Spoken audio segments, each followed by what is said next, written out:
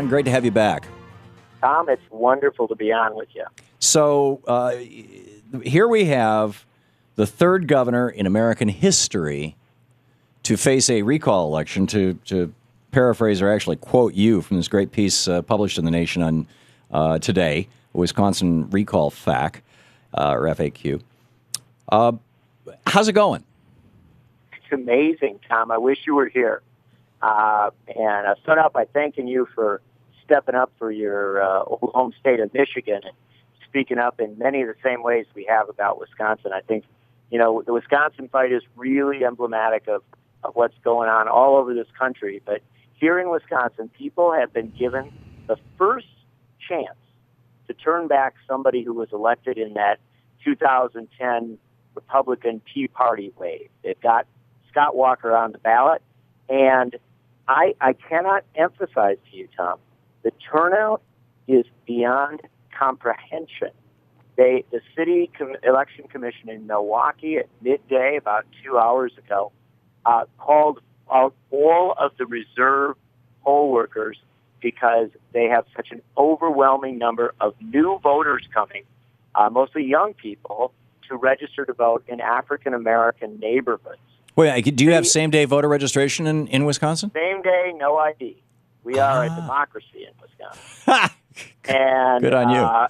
And in Madison, the city clerk just announced about 20 minutes ago that if the pattern holds from turnout so far, Madison's turnout could go as high as 88%. Wow. Now, I read this piece on Think Progress, on the Center for American Progress's blog yesterday, that said that many students won't be able to vote because the residency requirement was changed to 28 days last year in legislation in Wisconsin. That is true. And that is true. and if you were living, and the colleges, the major universities in the state graduated 21 days ago and 14 days ago or 17 days ago, respectively. Yep. And so people can't, legally claim, even though they're now back living at wherever they lived or living with their parents or whatever, they can't, they don't have an address to claim. How does that reconcile with same-day voting or same-day registration? It's a terrible situation because you do have a 28-day residency. So look, there is simply no question that Governor Walker and his allies in the legislature made a major push to disenfranchise students. It isn't just what you're talking about there. They delayed the election process by threatening to challenge the petitions for 3 weeks. Those 3 weeks delayed it until after the students had gone home. The timeline. Right. So there's no question the governor has been a militant activist on behalf of disenfranchising students. But one very significant thing is that at the University of Wisconsin, a massive effort was done to organize absentee ballots, and significant work was done there. Also, if a student, and this is really kind of for people students who might be listening, if you maintained your residence at your parents' home, if you didn't shift your residence to wherever you went to school, then you can continue to vote at your parents' home because you've maintained your residence there. So what I can tell you is Scott Walker and his folks, they tried everything to disenfranchise. They tried to get rid, there have been proposals to get rid of same-day registration. They passed one of the most draconian voter ID laws in the country, but it was thrown out as unconstitutional. And so it's been a running battle. But the truth of the matter is that I would recommend, certainly to any Wisconsinite who might be listening, and I know you got a lot of listeners in Wisconsin, go to the polls. Yeah. The inclination of Wisconsin is to try and get you to vote, despite all of the worst efforts of this governor and some of his allies. And people are doing it. I cannot emphasize, Tom.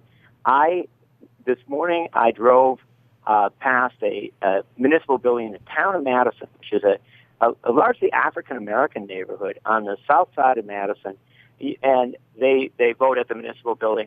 Usually in elections, I've driven by there many times. I haven't seen a big crowd. Today they had traffic wardens to deal with all of the cars and lines out into the parking lot. Are there similar turnouts happening in the more rural and Republican parts of the state? Sure they are. I want to emphasize, this is going to be an amazing turnout statewide. There will be a lot of Republicans who vote. We're hearing from Waukesha County, a real Republican bastion. very, very high turnout. And that's to be expected, Tom, because in 2010 in Wisconsin, those areas had high turnout. Right. The reason Scott Walker is governor is not because it was a universal low turnout. It was a low Democratic turnout. What's changing today, it appears, is a much higher Democratic turnout. Do you think that the polls are showing this as a dead heat because the pollsters, by and large, don't have access to databases of cell phones, and by and large, most people under 30 don't have landlines? It's very possible. I think it's an even deeper challenge with the Wisconsin recall. This is an unprecedented thing. We have never had an election in June in Wisconsin. We have never had a recall election for governor. We've never had an election come after a year of the kind of intensity that we've seen. So pollsters who try to poll using any traditional, data set are going to have a hard time. Yeah. And so that's just what I think. I think, I'm never a big fan of the polls anyway, but I do think that it was very hard to poll this one. What I can tell you is, it literally, as I've been around Madison today, and I've been in Madison. I was in Milwaukee yesterday and Racine the day before around the state. But in Madison, and from what I hear around the state, the word I'm getting is that there is simply something unbelievable happening. It is unprecedented. The Dane County clerk, and that's the county clerk for the whole big county around Madison, that's the second largest county in the state, so often the highest voting area in the state, said that voting today is, quote unquote, just wild. This is like nothing she's ever seen. John, it seems to me that even if, God forbid, Tom Barrett loses this election and Scott Walker squeaks by, that something has started, not just in Wisconsin. I mean, not just statewide, but that Wisconsin was kind of the match to the kindling, and this. The progressive mobilization is not going to go away. Your thoughts on that? I completely agree with you, Tom. There are three possibilities tonight in Wisconsin, all of them significant. One is that Scott Walker wins. If he wins, it's because he spent $27 million more than Tom Barrett did.